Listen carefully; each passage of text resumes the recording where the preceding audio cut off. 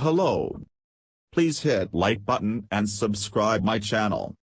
Also press bell icon for future video notifications. Thanks.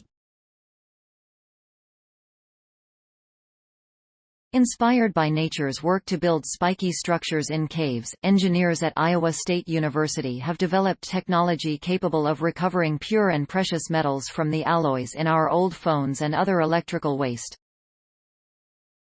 Using controlled applications of oxygen and relatively low temperatures, the engineers say they can dealloy a metal by slowly moving the most reactive components to the surface where they form stalagmite-like spikes of metal oxides.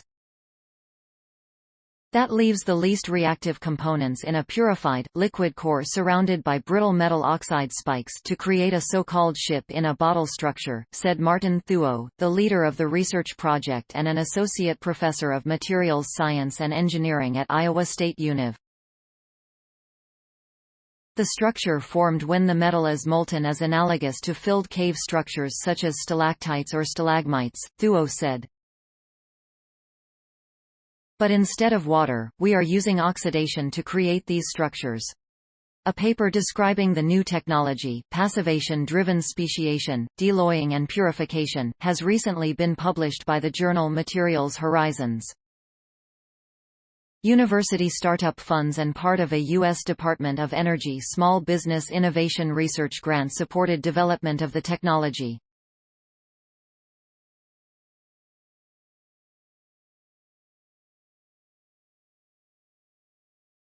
Thuo noted this project as the exact opposite of his research group's previous work to develop heat-free solder.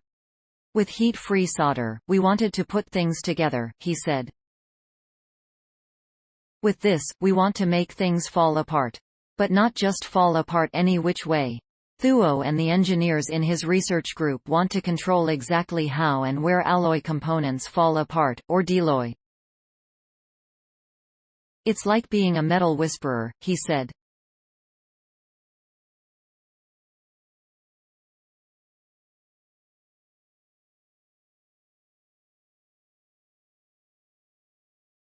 We make things go the way we want.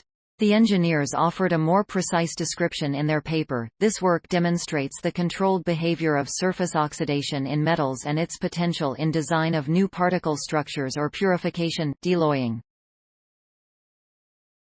By tuning oxidation via temperature, oxidant partial pressure, time and composition, a balance between reactivity and thermal deformation enables unprecedented morphologies. Those unprecedented forms and structures could be very useful. We need new methods to recover precious metals from e-waste or mixed metal materials, Thuo said.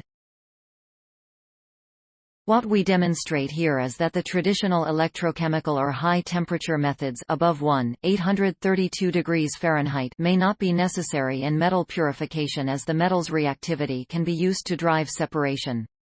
Thuo said the oxidation technology works well at temperatures of 500. This is set in an oven and getting metals to separate, he said.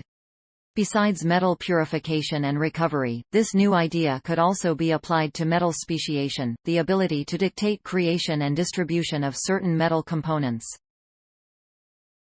One use could be production of complex catalysts to drive multi-stage reactions. Let's say chemists need a tin oxide catalyst followed by a bismuth oxide catalyst. They'll start with an alloy with the bismuth oxide buried beneath the tin oxide. They'll run the reaction with the tin oxide catalyst. Then they'll raise the temperature to the point that the bismuth oxide comes to the surface as spikes. And then they'll run the reaction with the bismuth oxide catalyst. Thuo credits development of the new technology to working with talented students and 2 collaborators.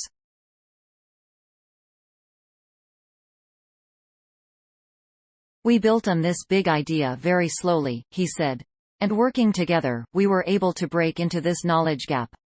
Story source: materials provided by Iowa State University. Note: content may be edited for style and length.